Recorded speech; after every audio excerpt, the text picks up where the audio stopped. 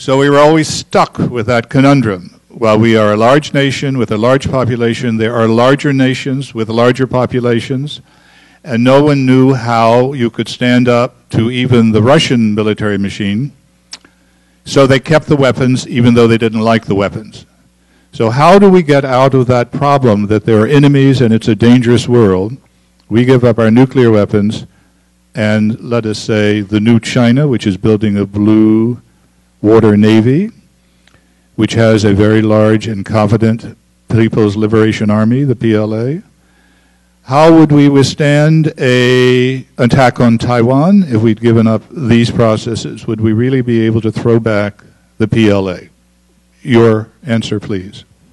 And let me start off by observing that I supported, during the Cold War, the actions taken by Eisenhower and later supported by McNamara and President Kennedy.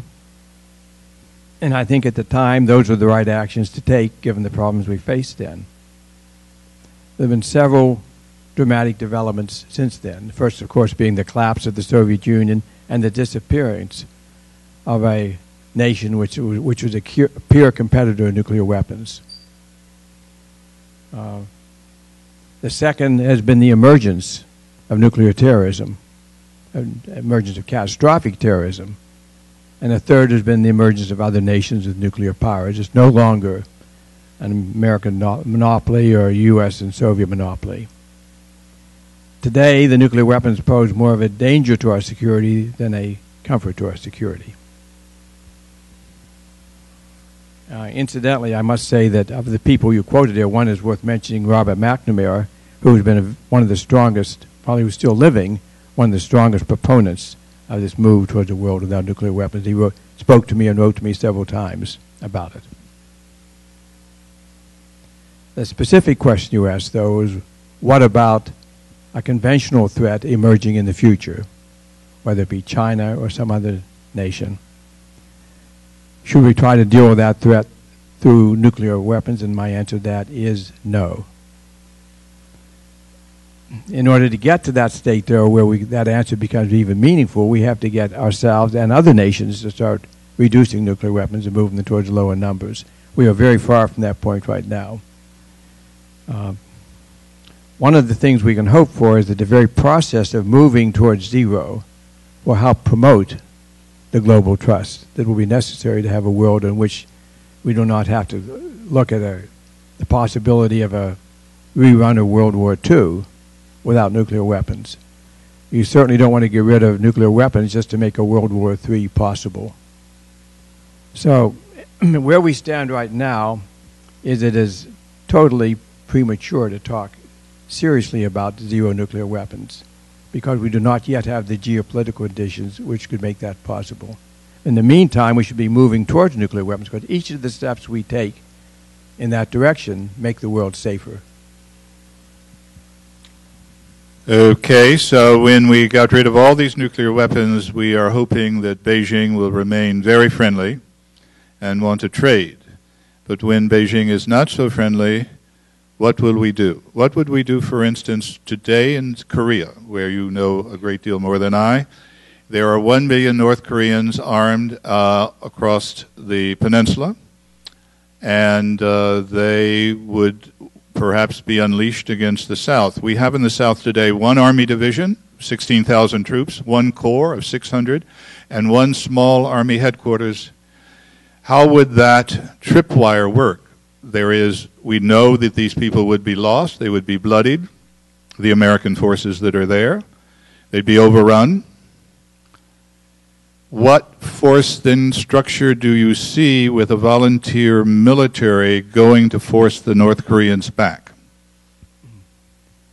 Two comments on the specific example of Korea. The first was, in the first Korean War, we had not only nuclear weapons, we had almost a nuclear monopoly, and yet we chose not to use them. The nuclear weapons did not deter the war, the nuclear weapons were not used during the war. So it did not obviate us from the need of having to deal with the problem you're describing.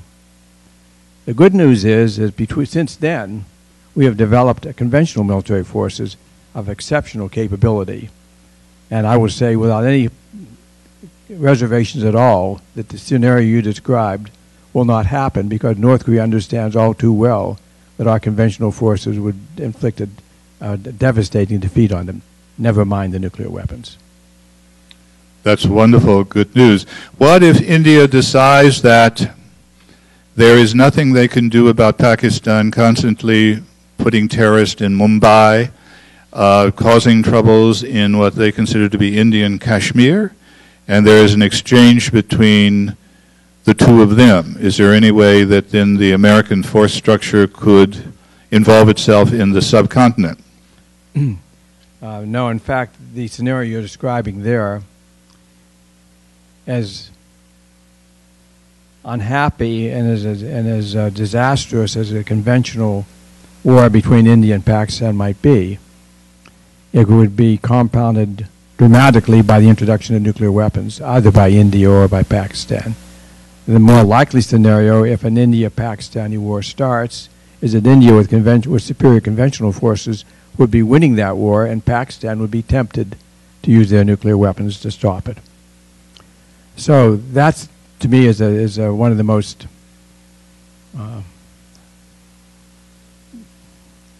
unhappy scenarios I could imagine today. It would be truly catastrophic. And the danger of that nuclear war spreading beyond a regional war would also be very real. So the presence of nuclear weapons in India-Pakistan makes what is a bad problem into a catastrophic problem. And so one of the reasons for hoping for working for the elimination of nuclear weapons is to try to remove that scenario from one of the realities. Now, we fully understand that neither India or Pakistan are prepared to give up the nuclear weapons as long as they face the kind of hostility that exists between them. So besides working to eliminate nuclear weapons, you have to start working to deal with some of these regional problems as well. And that one I would put number one on the list. And perhaps number two, we don't have a senator here tonight from the Knesset, but we do have a former senator from the state of Alaska. Now let me suggest to you that if you talk to any member of the Israeli Defense Forces, the IDF, that is a senior military leader, they, I think, would say to you it's impossible for Israel to conceive of this world because without the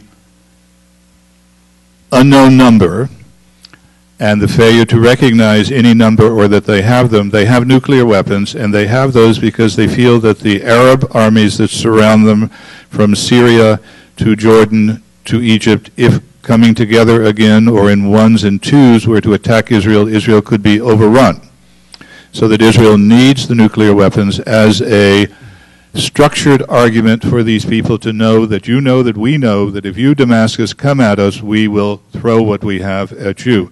How do you get Israel or Israel on this other subject not taking out the Iranian positions today in order to avoid something in the future?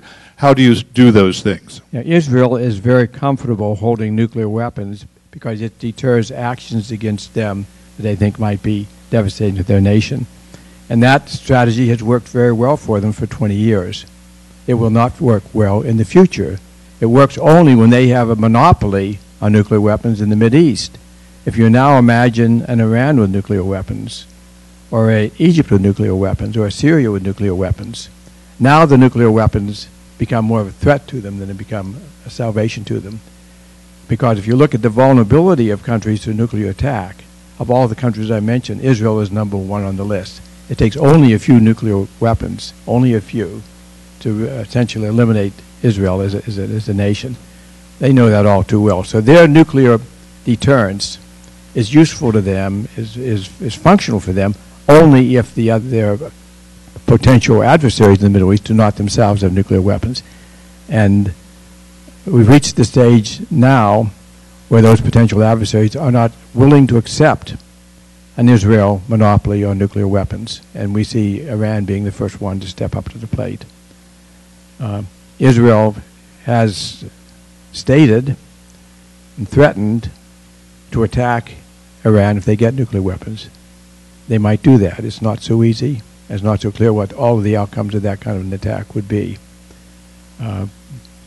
I myself think that the consequence of that would be so disastrous that we should be doubling our efforts to try to keep Iran from moving toward the nuclear weapon program. So far, we've been quite unsuccessful in that venture, but we should not give up because the alternative is so potentially disastrous. So let us say, since President Obama has entertained you several times in the White House, he were to call you and say, please come quickly. Prime Minister Netanyahu is here from Tel Aviv, and we have a decision to make. And the decision being faced by the President of the United States would be, since we have, as you say, not had any success with the Iranians, would be to use American power, as we're using it now over Libya, to take out those research centers that we know where they're located in Iran. Would you then advise the President to strike? It'll probably interest you to know that I took that very problem and assigned it to my class last fall and got so I have 200 different answers to that question. Some of them pretty good, actually. Some of them pretty good. But the fact is that if that strike were really going to be taken, it could be taken much more effectively by the United States than by Israel, by combined forces. And it's also not a fact, but a reasonable presumption that if Israel by themselves attacks Iran, that the United States will get the blame for it anyway. So there will be an argument made to the U.S. President. I'm not going to reveal to you what I would recommend to President Obama on that. I see it as a very complex and difficult question, though. I think it's a very good question. There is in the heartlands of Europe two unusual leaders. One is the new British Prime Minister, but the more unusual one is the new French, or been around a while now, French President. I don't know if you speak French, but have you met Sarkozy, and or have you met his gorgeous wife, or do you have any feelings about how a nation that was forged the way France was forged in a view of its grandeur would feel about giving up these precious nuclear weapons that makes France then just an ordinary European nation?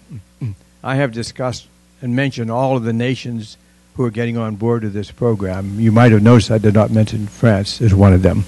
And I think France will be the last one to get on board among the European nations, if ever, because France has this view, France has this view of grandeur, and a part of that grandeur now, in fact, maybe the biggest part of that grandeur now, is their nuclear weapons. So it will be a very difficult task for them. If I suggested in my talk that working down this path to zero is going to be an easy path, I gave you a misleading impression. I see it exceedingly difficult. And I'm not sure we'll ever get to the end of it, but I truly believe that each step we take along the way is a step that improves our security, and so I keep plugging away at it. That's good. You have a long fight ahead of you. It's known as the chairman and his associates at the Joint Chiefs of Staff. Have you found any doves in the Pentagon since you left? I don't like the term doves in this issue. It's a question of what is the more realistic view of nuclear weapons. That nuclear weapons are a benefit for our security or a threat to our security. And I think the answer to that question is they are both a benefit and a threat, depending on the circumstances and depending on the timing. And that we have to, on a year-to-year basis, determine our policies to increase the benefit and decrease the threat. And that involves, for a good many years, maintaining a nuclear deterrence. And it also calls for a good many years working seriously to try to bring down reduction in the number of nuclear weapons and the danger that a fissile material or a nuclear weapon would fall into the hands of a terrorist. I thought you were going to have me trapped there because I've watched your film 3 times. And in your film, you do have a man by the name of Colin Powell, who in fact supports your view. So here was a former chairman of the Joint Chiefs of Staff who does in fact feel there's much of valid argument here, as difficult as the path you want to take is. Have I got General Powell right? You got General Powell right, and 2 other former chairmen have taken the same point of view. So it's not the fact that you are military doesn't mean that you're opposed to reducing nuclear weapons. In fact, most military people realize that our nuclear weapons, which we have maintained at great cost and great risk for decades now, when it came to a crunch in national security, could not be used. Every major crisis we've had in Vietnam and in Korea and way back to the Berlin Wall and so on, and in none of these cases did we find it suitable to find a way of using our nuclear weapons. They did one thing and only one thing, which is they deterred a major war, they deterred a nuclear attack by the Soviet Union. Now with the demise of the Soviet Union and with the Russia now working together with us to reduce nuclear weapons, it seems time to completely, totally reconsider what these nuclear weapons are good for and what problems they are causing. I assume that occasionally in Palo Alto they show old movies.